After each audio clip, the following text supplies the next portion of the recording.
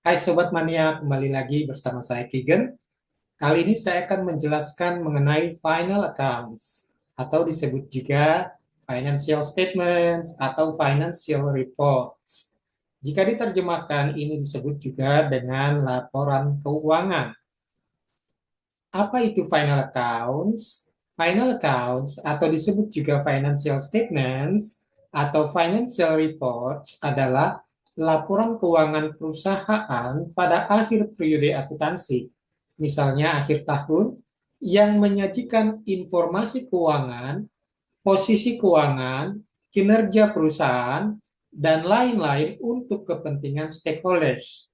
Ya, jika diperhatikan pada definisi final accounts atau laporan keuangan ini, terdapat istilah informasi keuangan, posisi keuangan, kinerja perusahaan, kepentingan stakeholders. Nah, apa itu informasi keuangan? Informasi keuangan di sini berarti data nominal assets, liabilities, equities, revenues, cost, expenses, cash flow, dan lain-lain ya.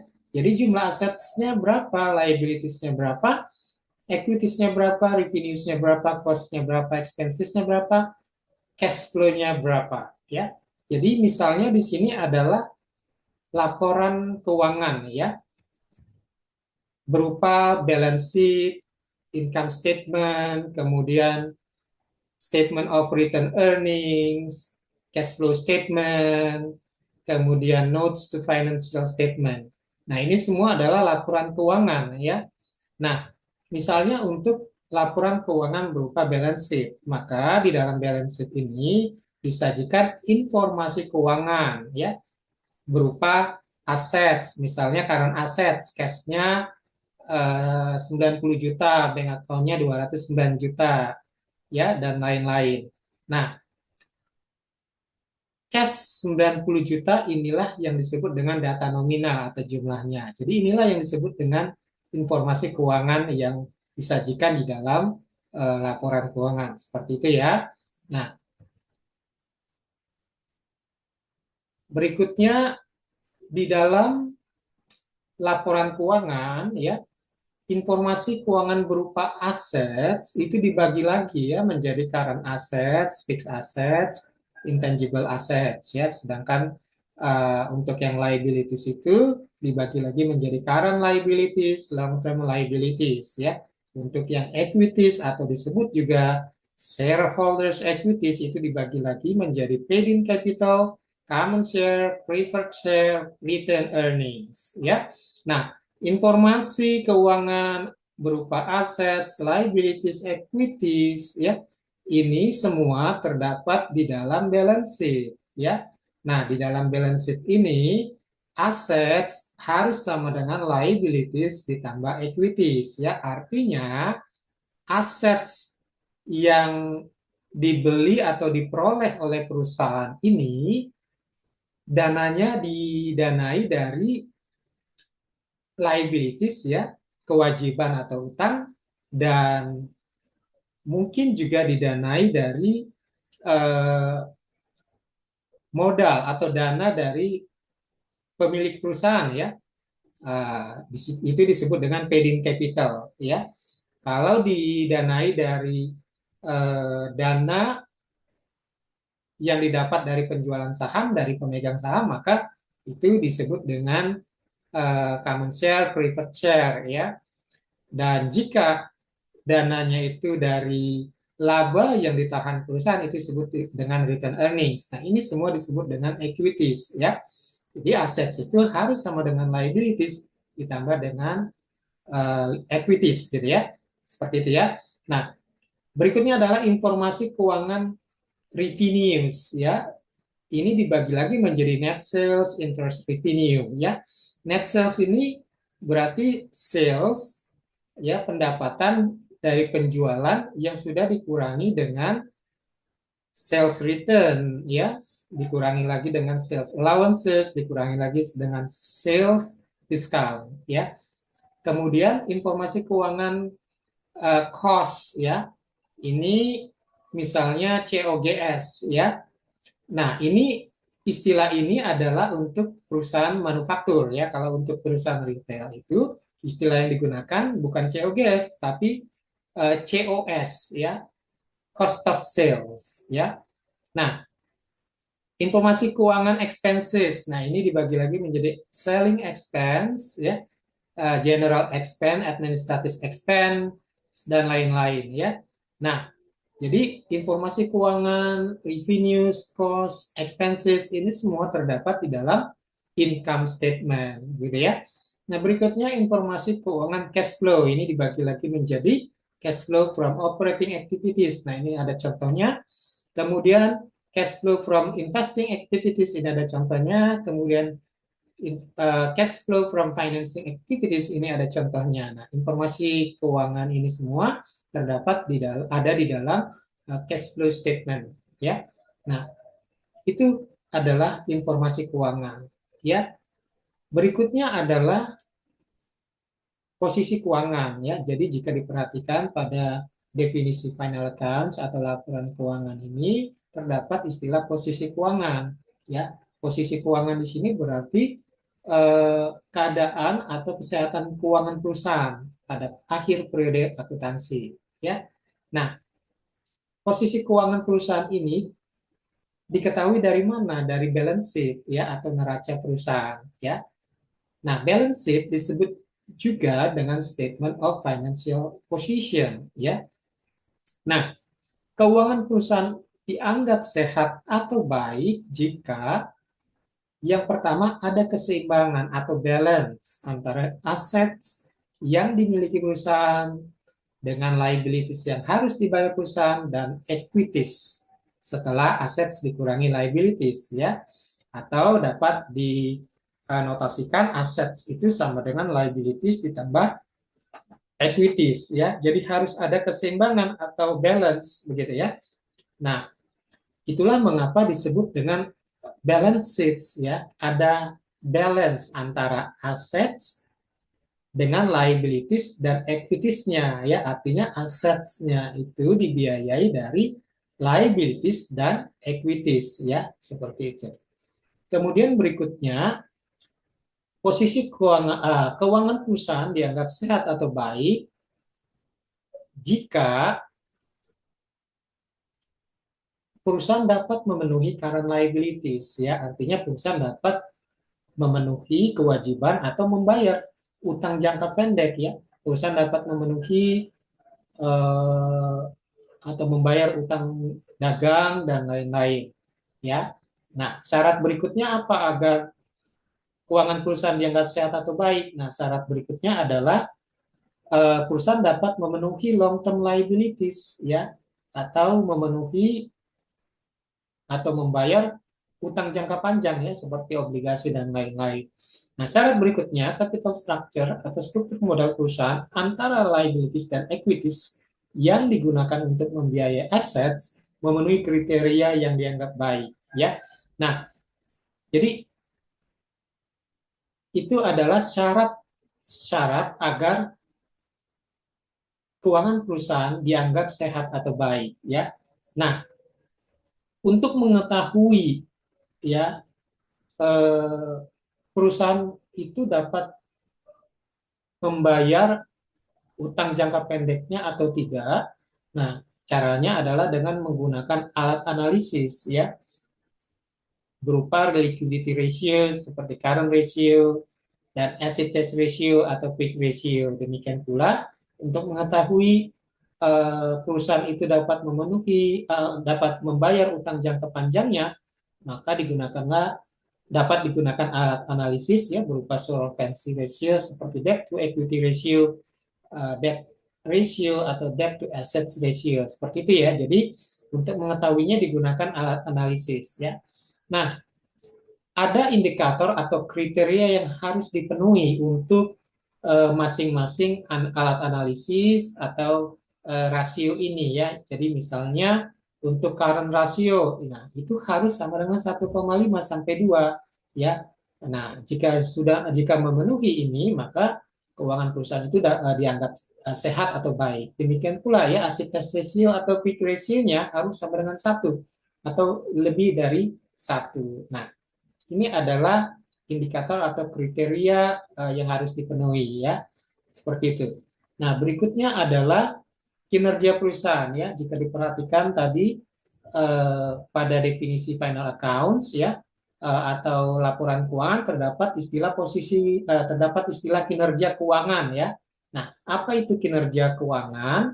Nah, kinerja keuangan itu adalah seberapa baik ya. Jadi berarti kinerja perusahaan ya berarti eh, seberapa baik perusahaan mencapai tujuannya, yakni menghasilkan profit ya selama periode akuntansi. Jadi kinerja itu diukur dari profit yang dihasilkan perusahaan ya, karena tujuan perusahaan itu kan pada akhirnya untuk menghasilkan profit ya.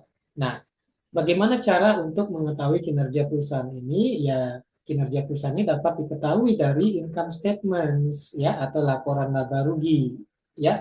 Nah, kinerja perusahaan dianggap baik jika profit perusahaan stabil atau meningkat ya. Nah, bagaimana cara untuk mengetahui bahwa profit perusahaan stabil atau meningkat?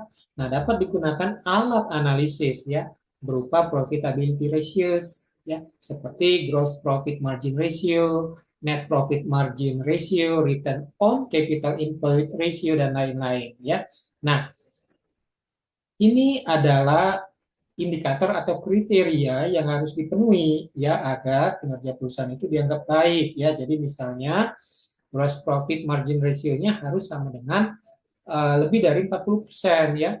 Kemudian net profit margin ratio-nya harus sama dengan lebih dari 5%, return on capital employed ratio-nya harus sama dengan lebih dari 20% dan lain-lain ya.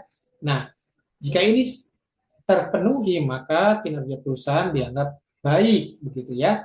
Nah, tetapi perlu diperhatikan ya indikator atau kriteria rasio yang dianggap baik ini ya seperti tadi pada posisi keuangan gitu ya untuk mengetahui posisi keuangan dan juga untuk kinerja perusahaan ini pada setiap industri itu dapat berbeda-beda ya tergantung jenis industri dan jenis bisnisnya ya. Namun ini adalah secara umum ya yang ditampilkan di sini adalah secara umum saja ya yang yang berlaku bagi kebanyakan industri seperti itu.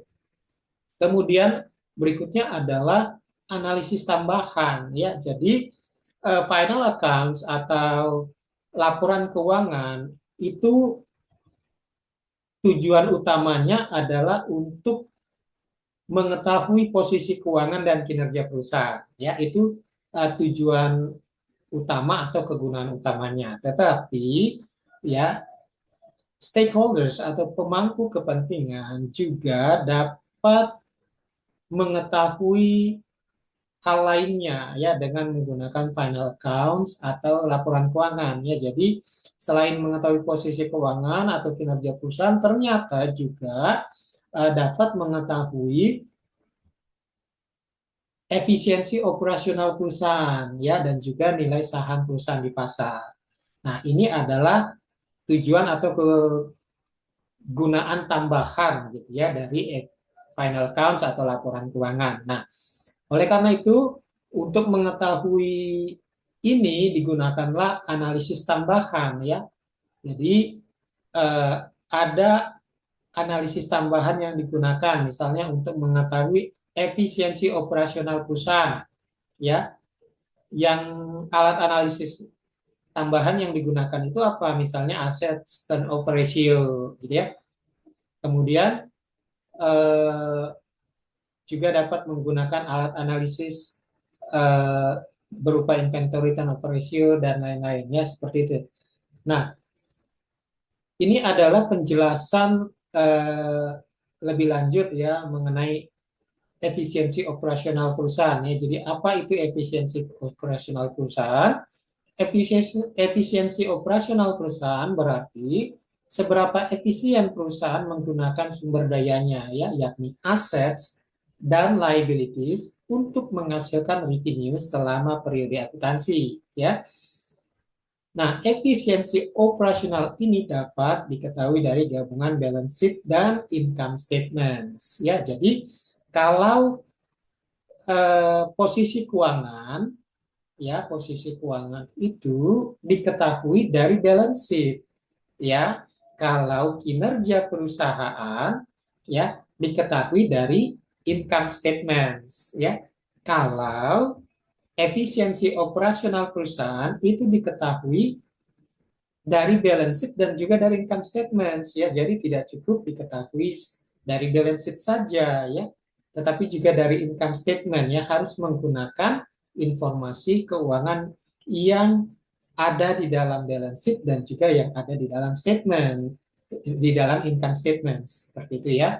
Nah, berikutnya adalah eh, penjelasan lebih lanjut efisiensi operasional perusahaan yang dianggap baik itu seperti apa, ya. Jadi di sini ada syaratnya, ya.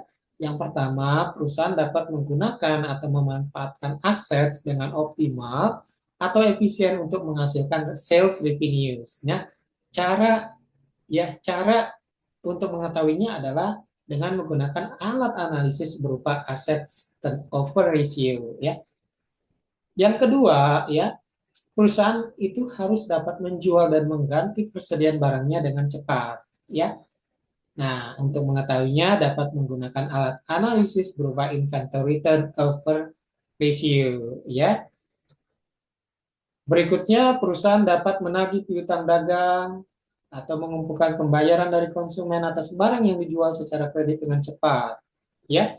Nah, ini alat analisis yang digunakan itu dapat berupa accounts receivable turnover ratio, ya.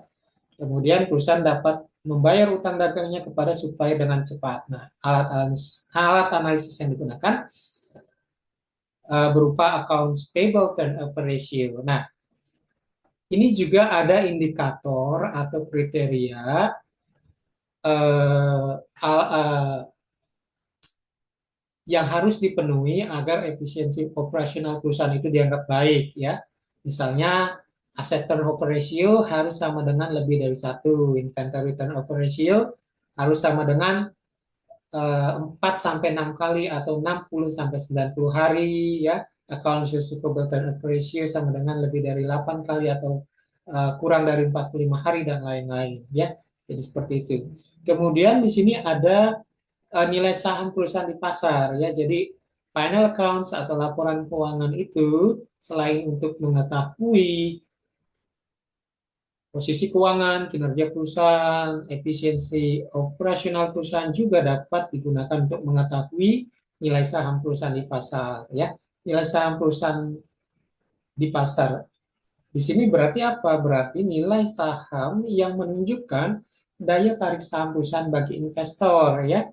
Nah, nilai saham perusahaan di pasar ini dapat diketahui dari gabungan balance sheet, income statements, cash flow statements, notes to financial statements, dan sumber lainnya, ya. Jadi harus menggunakan informasi keuangan yang terdapat di dalam balance sheet dan juga income statements dan juga cash flow statement dan lain-lain, ya. Mengapa sumber lainnya perlu? Karena misalnya untuk harga saham, ya, harga saham itu tidak dicantumkan di dalam laporan keuangan berupa balance sheet atau income statements. Jadi perlu sumber lainnya untuk mengetahui harga saham, gitu, ya. Karena harga saham ini diperlukan perlu diketahui terlebih dahulu, ya, untuk mengetahui nilai saham perusahaan di pasar, seperti itu, ya. Nah, berikutnya adalah penjelasan lebih lanjut nilai saham perusahaan di pasar yang dianggap baik itu seperti apa. Nah, ini ada syaratnya. Yang pertama, harga pasar per saham itu harus lebih rendah daripada laba bersih per saham perusahaan, ya. Nah, untuk mengetahuinya dapat digunakan alat analisis berupa price to earnings ratio atau PE ratio, ya. Kemudian syarat berikutnya adalah harga pasar per saham harus lebih rendah daripada sales revenue atau pendapatan penjualan per saham perusahaan, ya. Nah, di sini eh, untuk mengetahuinya dapat menggunakan alat analisis dapat digunakan alat analisis berupa price to sales ratio atau PS ratio, ya, dan lain-lain. Jadi eh, ini juga ada indikator atau kriteria ratio yang dianggap baik, ya, agar nilai perusahaan di pasar itu dianggap baik, ya. Misalnya price to earnings ratio atau PE ratio-nya harus kurang lebih dari satu, ya, atau satu. Kemudian price to sales ratio-nya atau PS ratio-nya harus sama dengan kurang dari satu, dan lain-lain seperti itu, ya. Kemudian stakeholders, ya. Jadi pada definisi final accounts atau laporan keuangan tadi, ya, ada istilah stakeholders, ya, kepentingan stakeholders. Nah, ini adalah penjelasan lebih lanjut dari stakeholders, ya. Jadi stakeholders itu apa, ya? Jadi stakeholders berarti pihak-pihak yang memiliki kepentingan terhadap perusahaan, ya. Nah, stakeholders ini terdiri dari internal stakeholders dan external stakeholders, ya. Internal stakeholders misalnya shareholders, manager, dan karyawan, ya. Sedangkan external stakeholders misalnya konsumen, supplier, pemerintah, pesaing, kreditur, masyarakat setempat, dan lain-lain. Nah, final account atau laporan keuangan, ya, kegunaannya apa? Ya, jadi kegunaan final account atau laporan keuangan, ya, eh, untuk stakeholders itu ada yang sama atau ada juga yang berbeda, ya. Jadi misalnya untuk shareholders, ya. Nah, final accounts atau laporan keuangan itu kegunaannya ya untuk menilai kinerja perusahaan, ya, mengevaluasi dividen, membuat keputusan investasi, dan lain-lain, ya. Nah, untuk manajer final account atau laporan keuangan itu kegunaannya ya untuk menilai kinerja perusahaan, membuat rencana dan anggaran keuangan, ya, membuat keputusan, ya, dan lain-lain, ya. Untuk karyawan, final account atau laporan keuangan itu kegunaannya untuk menilai kinerja perusahaan, mengevaluasi tunjangan karyawan, dan lain-lain, ya. Seperti itu. Nah, ini adalah kegunaan final account atau laporan keuangan bagi stakeholders, ya. Nah, perusahaan harus mengupayakan agar eh, kepentingan stakeholders ini ya terpenuhi, ya. Nah, berikutnya adalah contoh dari final accounts atau laporan keuangan, ya.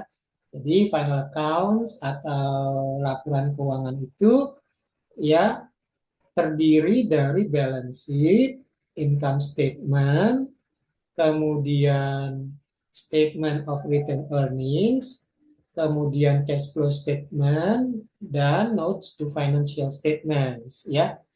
Nah, ini adalah contoh dari laporan keuangan berupa balance sheet, ya. Jika diperhatikan di sini ada aset, kemudian ada liabilities, kemudian ada equities, ya, atau shareholders equities, ya. Nah, assets ini harus sama dengan liabilities ditambah equities atau shareholders equities, ya. Nah, ini adalah rincian dari masing-masing komponen ini, ya.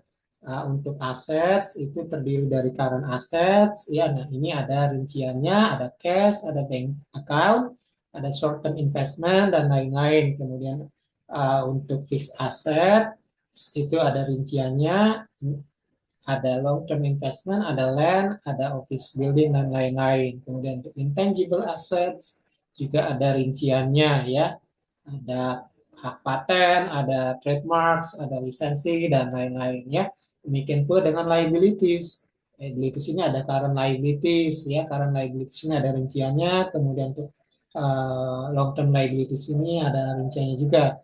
Kemudian untuk equities juga ada rinciannya, ya. Equities ini ada paid in capital, ya. Paid in capital ini adalah uh, modal atau dana dari pemilik perusahaan atau pendiri perusahaan, ya. Jadi ketika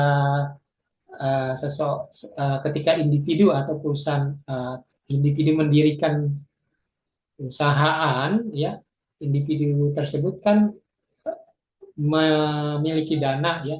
Nah, dana yang dimilikinya itu digunakan untuk mendirikan perusahaan ya. Dana dari individu atau pemilik perusahaan itu itulah yang disebut dengan paid-in capital ya.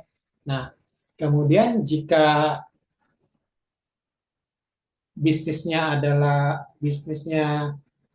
berupa perusahaan ya, bukan individu, bukan perusahaan perseorangan tetapi perusahaan terbuka gitu ya, TBK ya, maka dana dari pemilik perusahaan mungkin tidak cukup ya untuk mendirikan perusahaan tersebut, maka diperlukan dana tambahan. Nah, dana tambahan tersebut diperoleh dari mana? Ya dari menjual saham perusahaan ya, ya dari pemegang saham ya.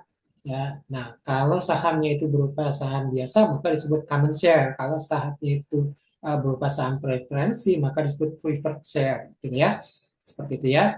Nah, berikutnya equities itu juga terdiri dari return earnings ya. Jika paid in capital, dana dari modal atau dana dari pemilik perusahaan tidak cukup dan juga dana dari yang diperoleh dari pemegang saham tidak cukup ya, maka uh, modal atau dana perusahaan itu juga diperoleh dari laba perusahaan yang ditahan ya. Jadi laba perusahaan itu tidak semuanya dibagikan uh, sebagai dividen ya, tetapi ada yang ditahan ya. Nah, return earnings ini biasanya untuk perusahaan yang sudah established ya. Kalau perusahaan yang baru berdiri biasanya belum ada return earnings ya, seperti itu. Nah, berikutnya laporan keuangan berupa income statement ya. Kalau sebelumnya adalah balance sheet, kalau yang ini adalah income statement. Nah, ini adalah eh, informasi keuangan yang terdapat di dalam income statement ya. Ada sales revenue, ada sales returns, ada sales allowances dan lain-lain ya.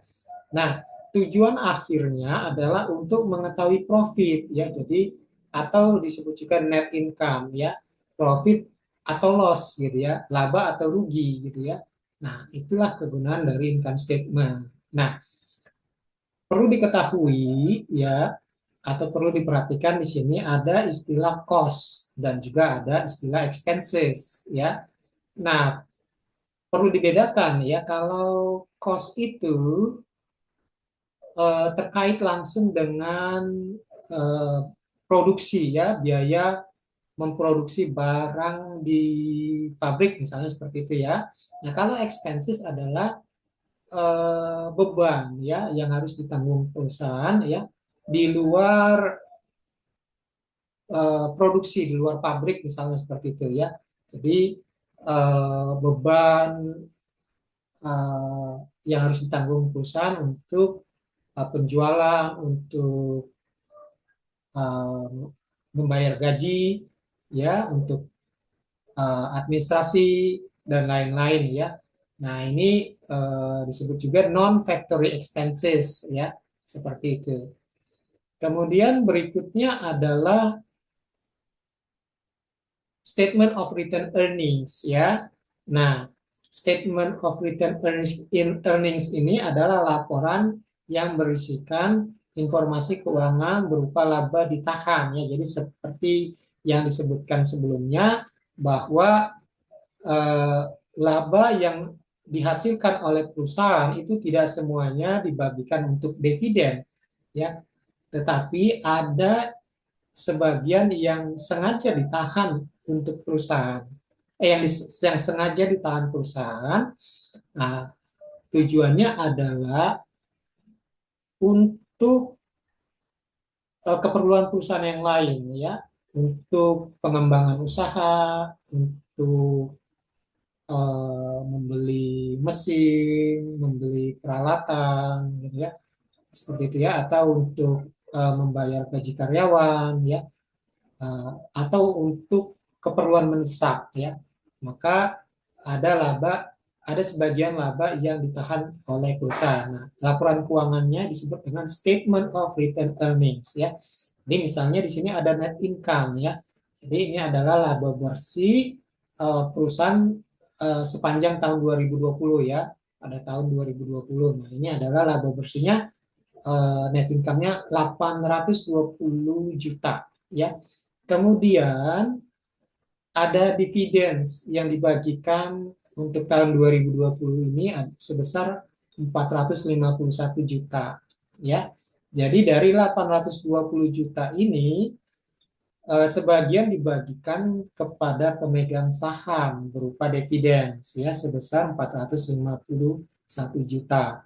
Nah, sisanya itu adalah return earnings ya disengaja ditahan oleh perusahaan ya. Jadi sebagian laba 822 juta, 820 juta tadi sebagian ditahan yaitu sebesar 369 juta ya.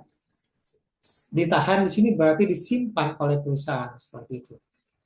Nah, berikutnya adalah cash flow statements ya. Cash flow statement ini cara pembuatan cash flow statement ini ada dua cara ya. Dapat dilakukan dengan direct method ya ataupun dapat dilakukan dengan cara indirect method. Nah, ya. Jadi umumnya yang banyak dilakukan oleh perusahaan adalah melakukan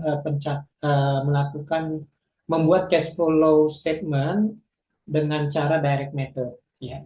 Nah, seperti itu. Kemudian untuk notes to financial statements ini adalah informasi yang dibuat karena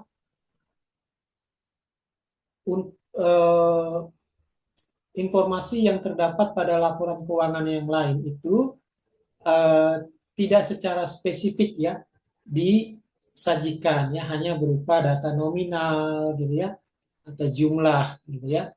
Nah, sedangkan notes to finance statements ini adalah uh, keterangan lebih lanjut atau penjelasan lebih lanjut ya ya yang tidak terdapat pada laporan keuangan tadi yang pada balance sheet atau income statement atau cash flow statement dan lain-lain ya. Jadi dijelaskan lebih lanjut di sini ya.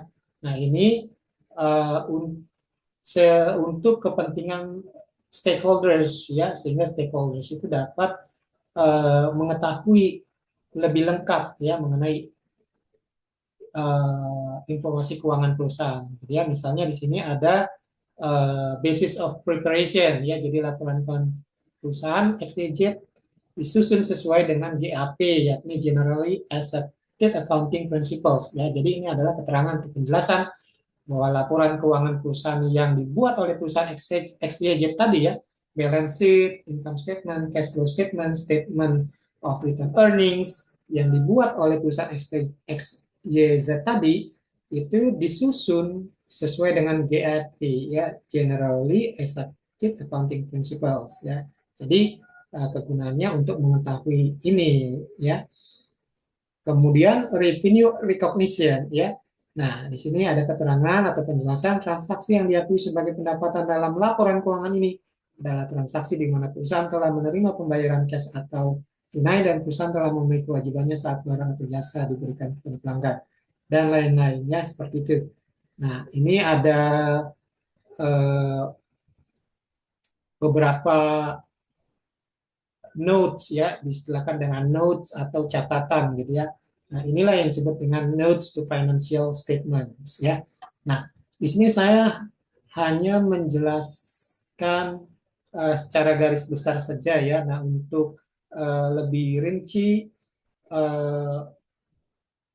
mengenai final accounts atau laporan keuangan gitu ya. Misalnya apa sih current assets itu, apa sih fixed assets itu, ya apa sih current liabilities itu dan lain-lain gitu ya.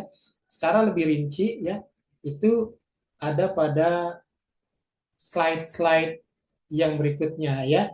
Demikian yang dapat saya jelaskan. Terima kasih.